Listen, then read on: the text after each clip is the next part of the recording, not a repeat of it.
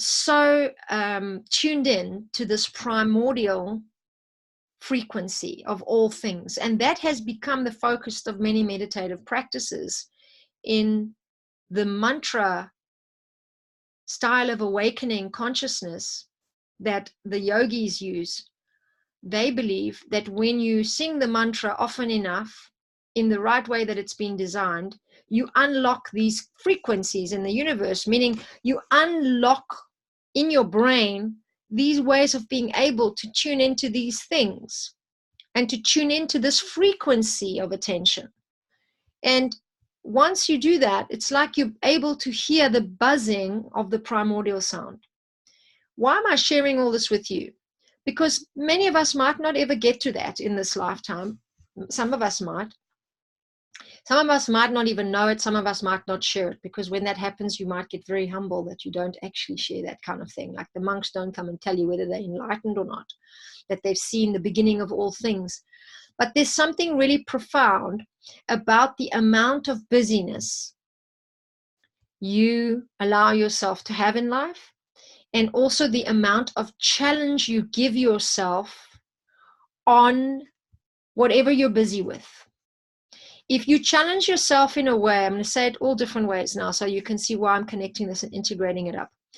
If you challenge yourself too little, you're fast asleep. If you challenge yourself just a little, the right amount, and you're really focused and tuned in, you can be in a very specific trance. If you challenge yourself and you are measured about it and you're systematic about it, it gives you a lot of power of reflection.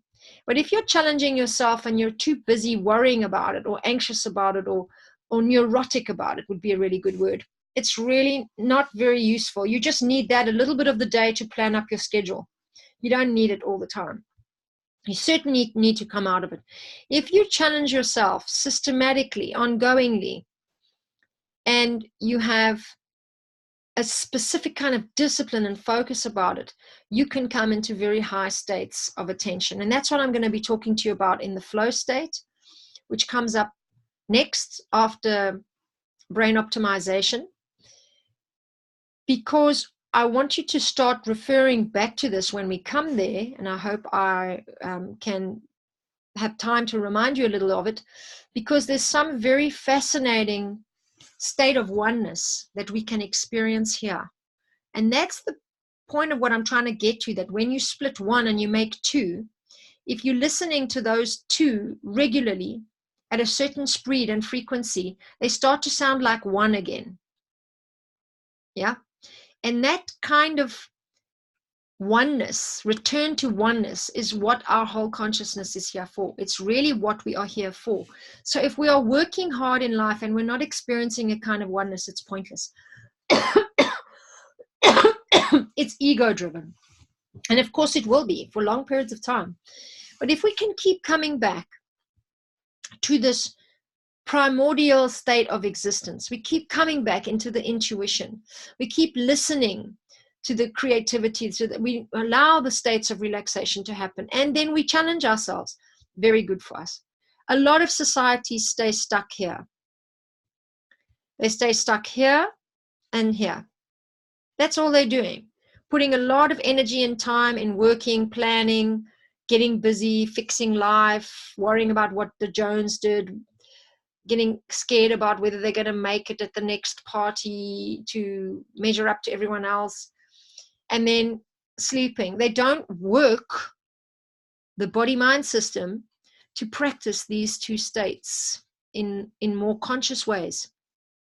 And quite frankly, in the world that we're now living in, here's the point: if you don't do that, you're going to stay stuck here in beta, because there's just so much information, there's so much pulling your attention, there's so much to concentrate on, and there's so much to have to think about.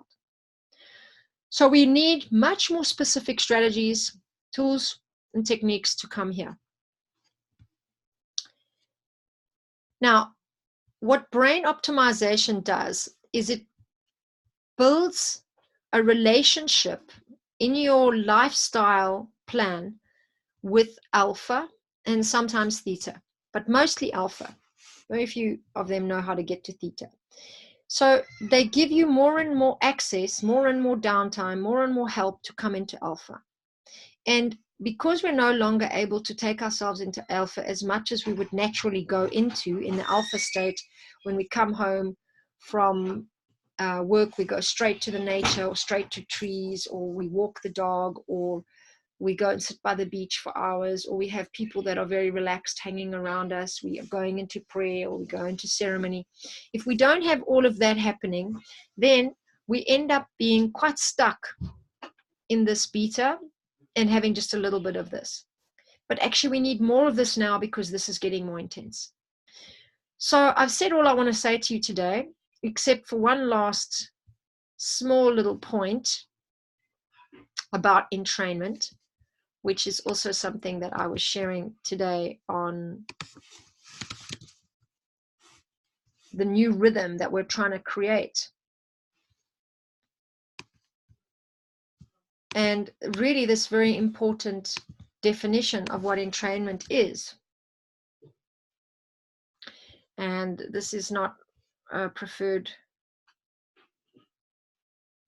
definition.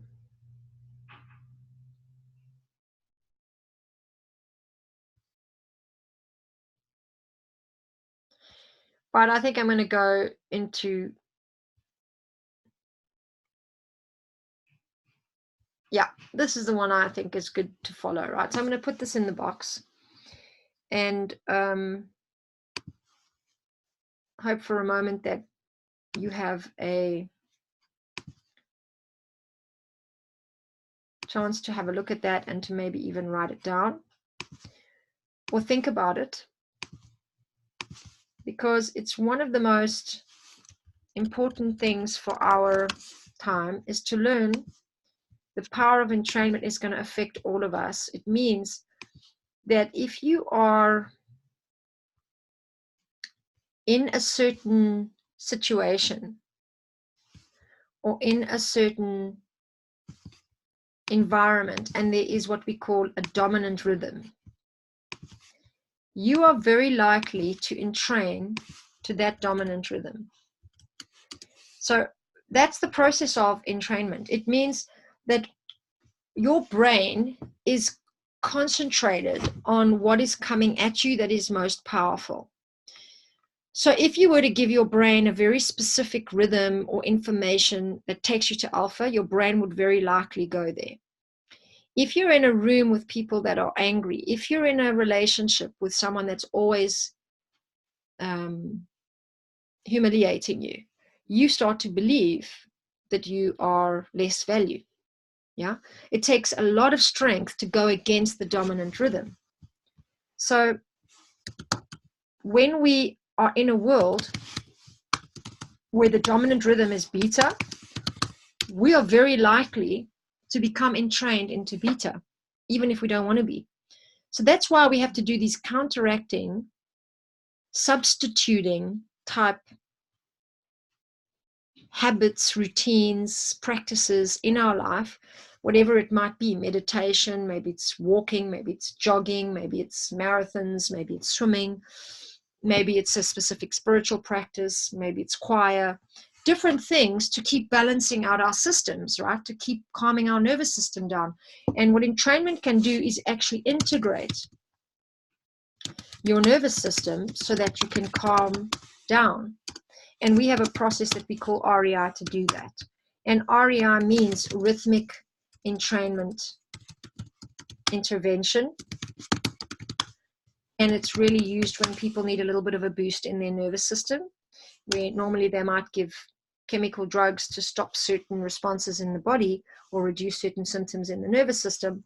The rhythmic entrainment intervention works on the level of mind, the level of the brain, to then calm down the brainwave systems, calm down the brainwaves so that there can be a calmer effect in the nervous system and then the symptoms are less intense. So it's a very powerful way to understand that you have to be doing some of that to be reaching your peak performance in life. And some of it now doesn't just mean 3 times a week, it means every day. And to do different versions of it is very helpful.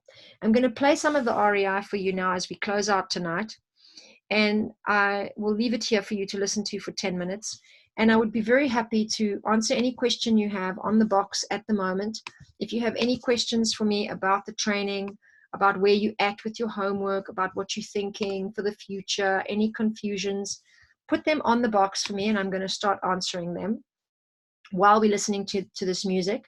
And then I'm also going to say to you that there are a few tips and tools that I give people that I suggest to be quite helpful to getting more of this alpha and more of this theta into your life. But I will say this as I begin talking about that to introduce theta states is way more difficult than alpha states.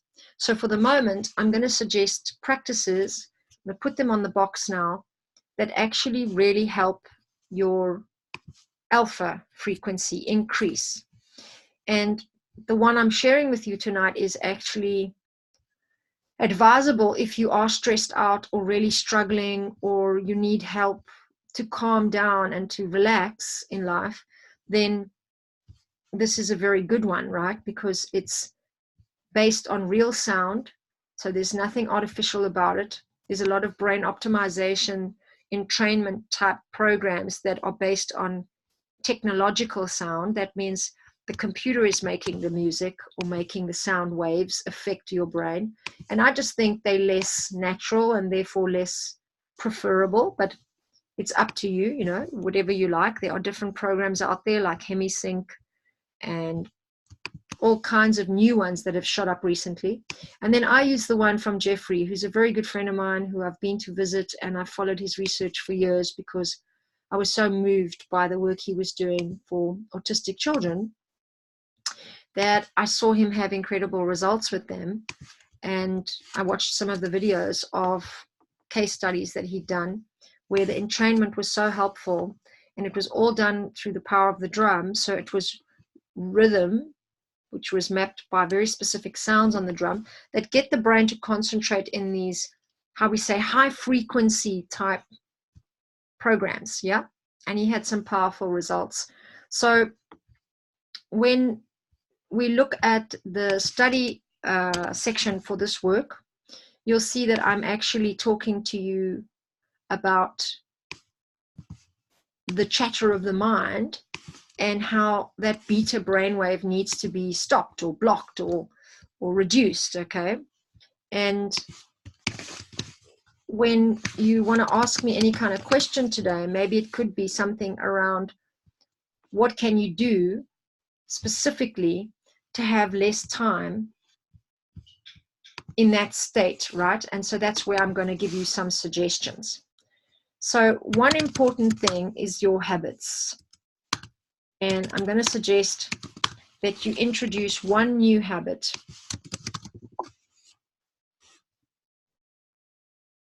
every day.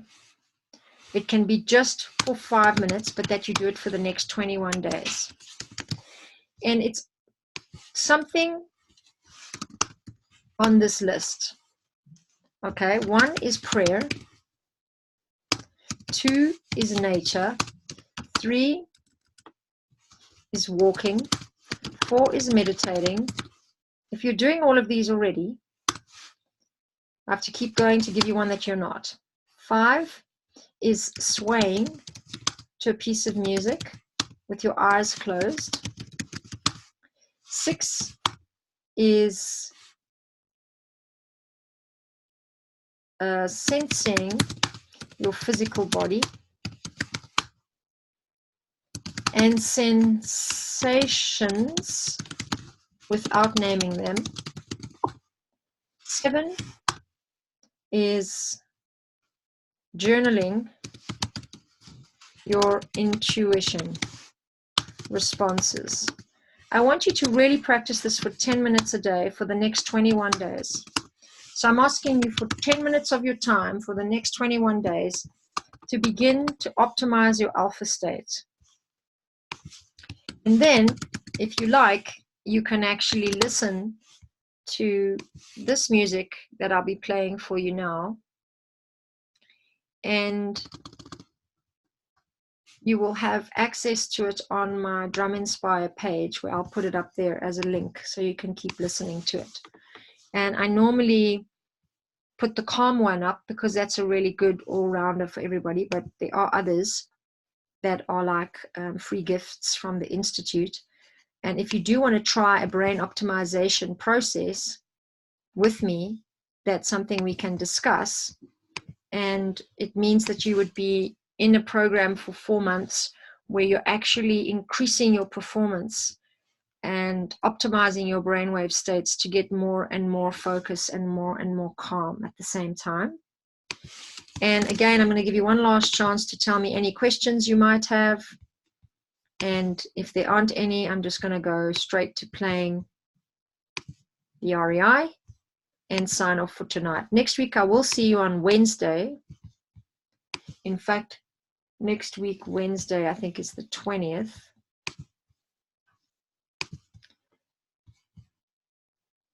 Let me just have a quick think. So we'll work out the day in a minute, but really next time we speak, we will have a chance to go into the next 2 very specific skills that you want to be learning